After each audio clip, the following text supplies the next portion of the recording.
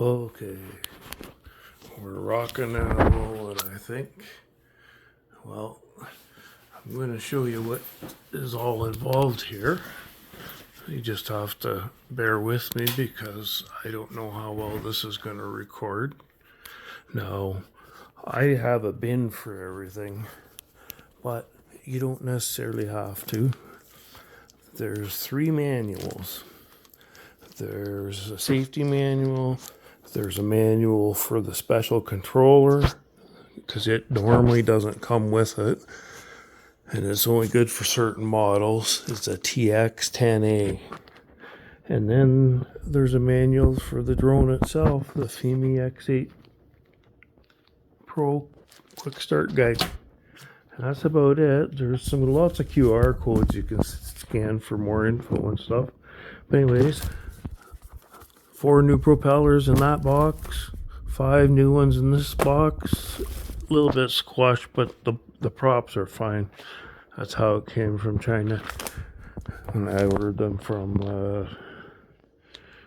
FIMI. It was I think $50 for a set of 4, which is half price in BC, but the only way I saved money was getting 2 packs because shipping fucking sucked. There's my HDMI cable I bought. It's actually a HDMI regular to a mini on the other end. And but anyways, I kind of want to hang on to that because I'm keeping the headset for my other drone. So this is a bag for. I have one of those landing pads that you put in the ground. It's just nylon. It says heliport or hospital. Actually, right here. And it just folds up and goes in there. But it really helps keep the dust down, keep dust out of the motors. And but also it has, if you're in good enough conditions, it will land right on that. It'll detect the orange and land on it. But anyways, there's also some paperwork here. I made one of the controller and the numbers for the buttons, and then there's also a sheet that tells you the numbers that go to the buttons, what they're for, but you'd be really surprised because a lot of the buttons that are on the controller, don't let it scare you. It is, I don't think half of them are used. And anyways, I'm just going to move this paperwork over here.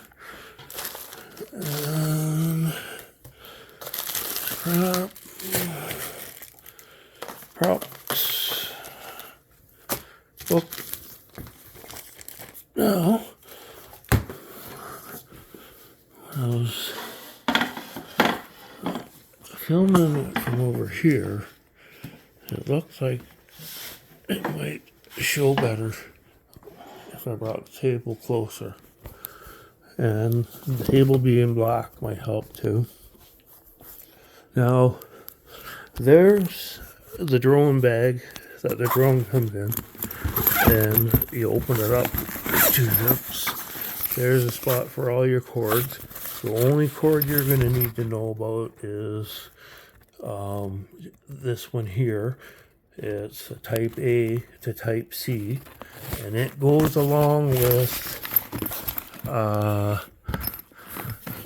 think it is a 45-watt charger, if I'm not mistaken. 18-watt quick charger, but that's the only one you use to charge the controller. And that wire in the 18-watt, and it plugs right into this controller. Underneath the antennas, there's a spot right there for your USB in, and that's how you charge it. It usually lasts, it definitely outlasts 2 batteries on the drone, twice, and then I think I just charged it afterwards. Now, okay, so other part, charger, 2 cords, one end, the battery, and you'll see how it has an angle. Other end plugs into the charger, and there's the Chinese 120 240 plug. But don't worry, I bought adapters on Amazon, and you plug that in the wall, you plug it into the top 2 holes there. You got to wiggle it around a little bit sometimes. It doesn't make good connection, but converts it. For charging batteries, now, okay, I'm going to get the bag out. As you see, I already talked. You can follow the dance, but anyways, bag opens, you undo the strap, styrofoam, and there you got your spare battery, your props, which right now there's 4 good ones and 1 used one, I think, that I rubbed on the cardboard. There's a drone. The battery's not quite in it right yet. I charged this up about a week ago. I was going to head out to Kevin's, I think, last weekend. Anyways, I will show you if I can get it to pair up right away. Give me 1 second here.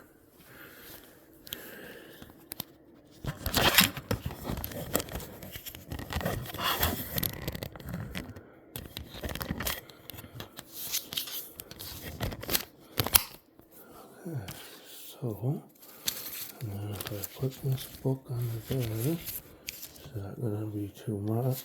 It's going to stand it straight up. And then I would say it's too much. And right there. Hold up the video. Try. Okay, so remember, 18-watt charger for the controller. Right there. Cable cord in here, plugs into there, along with now this SD card slot in the controller I think does nothing.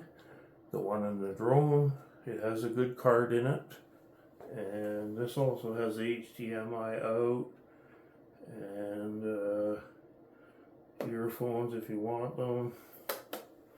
I've never really used these buttons, but it looks like return to home or possibly look for the helipad. Now this does either camera or video. The dials, they move the camera. One moves the camera up and down, and the other one moves the zoom in and out. And you'll notice right now there's no controls on the gimbal.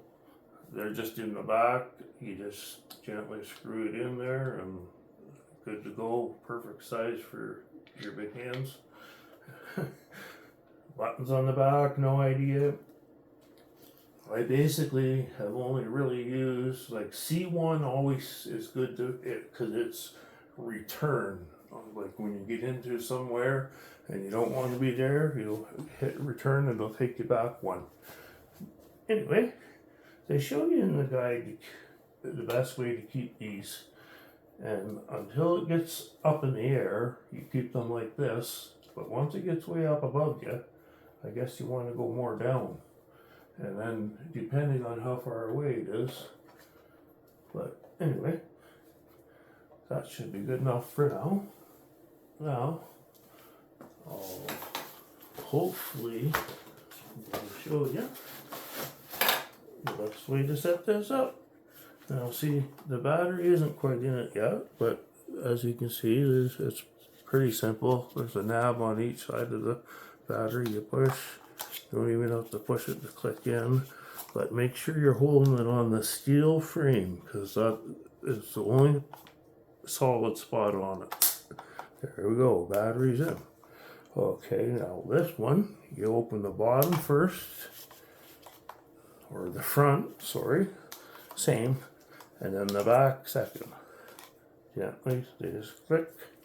Okay, gimbal protector, very important. It's still on there. And this is your microphone and your sky hook. The pin slides over into that hole. You hang stuff from there, and then you can release it in the air. Anyways, I'm going to set this down on here for now. And get out the props.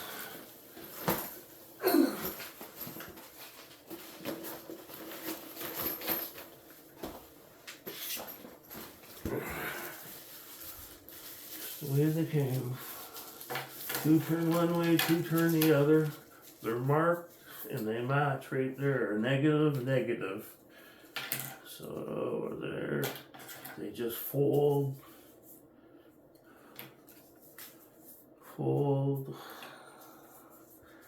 and okay, so very first one, when you put it on, put it in the hole, it's spring loaded, you push down, turn left, and then it locks in there. You can turn it the other way. Same as this one, it's the same one. You push it down and turn left, locked in there. Now, the other two are the ones that turn right. Now, what you do with it, plug it in, turn it right. Plug it in, push down, turn right, locked in. Okay, they're all locked in. Now, important thing about this gimbal protector, they don't want you touching the gimbal. If you have to touch it, do it when it's not turned on. But be extremely careful when it's turned on not to touch it, because it can really throw things out of whack.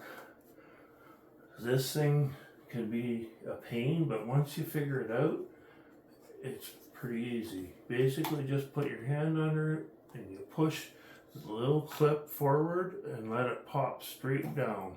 And the same way as when you want to put it on, there's two pins that go in two holes. And you put it back up on to protect it while you're in transit, and just push it up like that. And anyways, you'll watch how that. Anyways, now I think that's everything. Got the spare battery in the bag, spare prop, the charger, the cover. And anyways, I usually, now because we're indoor, we're not going to get much of a satellite signal, I don't think. But what I'll do is I'll take the drone over there later and see if it does pick up satellite. Anyway, here we go. So turn the remote on. It's in normal mode. By the way, I don't think these dials do anything. Just C1 and C2, just go over the sheet, try it out. And I actually think this is a return button too, but I can't remember now. But all I know is all these are smart batteries. Now you got to shut them off after you're done with them.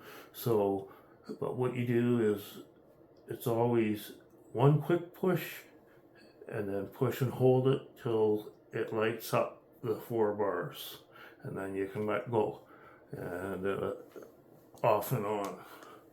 2, see, there we go, on, FEMI, and always make sure the controller's on first, because sometimes it can be a little difficult pairing the two together. You gotta turn them off and on a couple times to get it to lock on. But you'll know because you can usually see out of the camera right away. Okay, so the controller is all set. Now, it's flashing 3 lights, so now you swipe up, and we want the FIMI Nav 3.0 app. Okay, so basically we're at the page, enter device, and it's on the right one, FIMI X8 Pro. You just gotta hit the enter in a second. I'm gonna turn on the drone. 1, 2. There we go. Red and green light on that. And light on the back. Now, enter device. We'll see if she paired up. FIMI, allow FIMI 3.0 to access blast off controller. Okay. Now, very first thing, you gotta set these things is always a good idea. Now, if you lose connection or something happens, it'll return to home. And if you want your fail-safe mode, and you gotta make sure you have the right height in return to home, because if it goes into that mode, if you lose signal for a second or something happens, it'll start coming back home at whatever height it's at. And for some reason, I think I used to use stick mode too, but it's set on 3.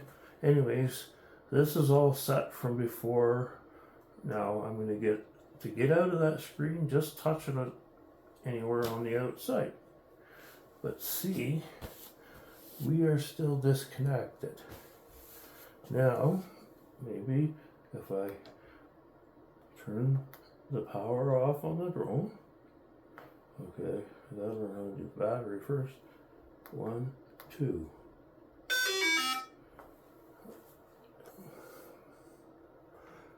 Most likely back on.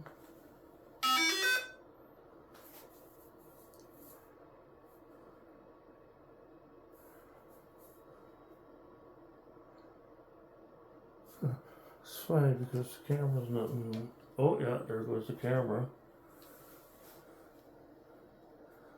There we go. We got camera feed. Ooh, look at that picture. Okay, cannot take off. Low GPS positioning. Okay, so the A is your important one. That's your obstacle sensor, and when you hit it, it comes up, assisted flight. So when an obstacle is in the way, you can choose it to brake stop, and then you can even have it show radar. I got it on warning sound when it gets close to your radar, and close it. So you just usually touch outside of it. It tells you everything. Like right now there's no satellites, no nothing, but just give me 1 second. I'm going to go set it over by the door, see if it picks up some satellites.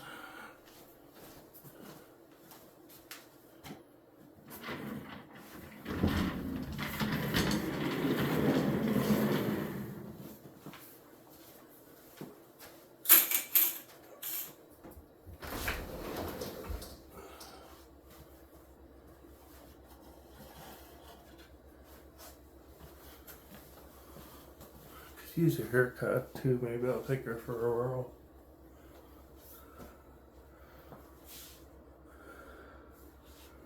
Still requires satellites. Whoa, no satellites.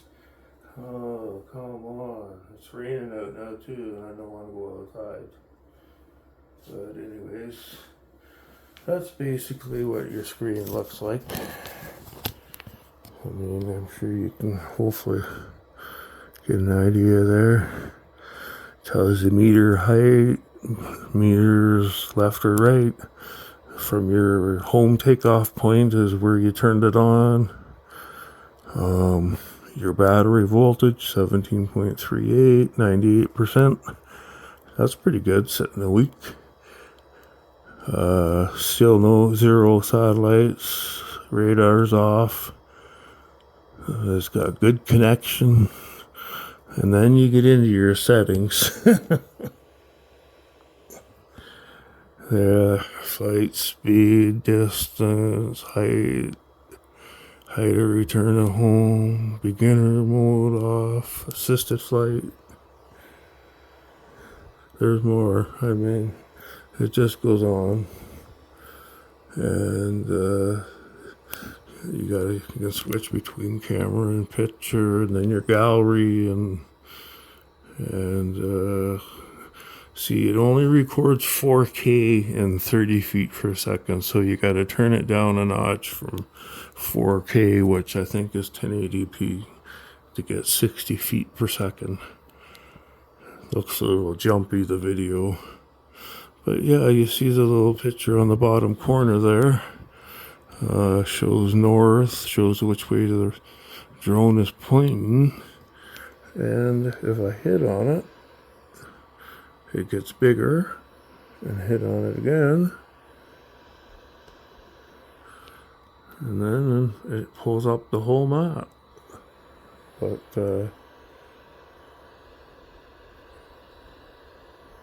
oh, it's got 6 satellites though, sitting inside the door there. That's a good thing. And then now I gotta remember back, C1. Oh, I went too far back. Anyway, she was ready to go. So that's the hardest part, is getting it paired up. And then when you do, I always find, make sure you figure out which way to do the sticks for down and up for takeoff. But I find the best way, it has a button for automatic takeoff and automatic landing. So once you get it paired up, you hit that, it'll go about 6 feet in the air, and then it will just sit there and wait for you to tell what to do. And the same thing when you come to land, bring it to about 5-6 feet from a nice spot, and you push auto land, it'll go down, and as soon as it goes down, it shuts the motors off. That's the main thing you want to, because you don't want to create no dust to get in those motors, and that's what usually burns them out, I guess. Anyway, I'm going to check this video out, see if it turned out.